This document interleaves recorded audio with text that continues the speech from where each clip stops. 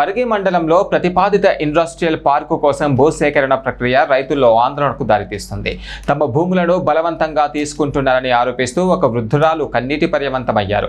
వికారాబాద్ జిల్లా పరిగి మండలంలో industrial park ఏర్పాటు కోసం భూముల సేకరణపైన స్థానిక రైతులు తీవ్ర ఆందోళన వ్యక్తం చేస్తున్నారు.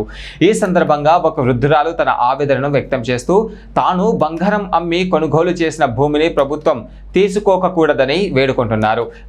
తమకు జీవనాధారమైన భూములను బలవంతంగా సేకరించే ప్రయత్నాలు జరుగుతున్నాయని ఆమె ఆరోపించారు. ప్రభుత్వం తమ సమస్యలను పరిగణలోకి తీసుకొని రైతులకు న్యాయం చేయాలని కోరారు.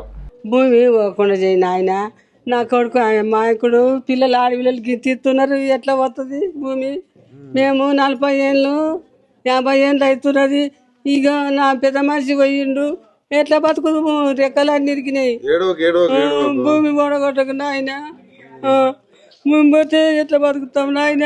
మేము 4 ఎకరాలు ఉన్నదో 5 ఎకరాలు ఉన్నదో ఎంత ఉన్నదో పెద్దమ్మ అప్పుడు సంపాదించినాము. అప్పుడు సంపాదించినాము.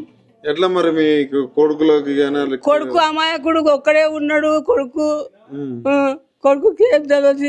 అప్పుడు పిడుగు పడితే చెవులు రావు కొడుకు.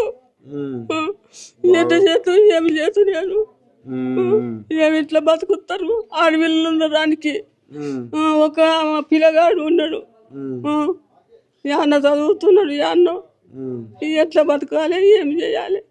కష్టపడి కొన్నా. ఇక ఏమన్నా సొమ్ము ఉన్నదా? చిప్ప చేతికి వచ్చింది, ఏమున్నది పే మీద? బంగారం అంతా భూమి కొన్నాము. ఏం చేస్తాము? అవు మరి చిప్ప చేతికి వస్తున్నది ఇప్పుడు.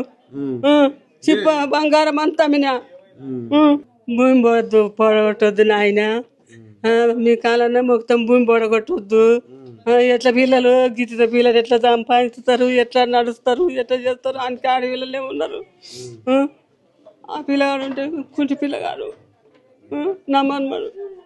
ఎట్లా చేద్దు? ఏమి చేద్దు నాయన? నేను బతక పెట్టలేదు. నేను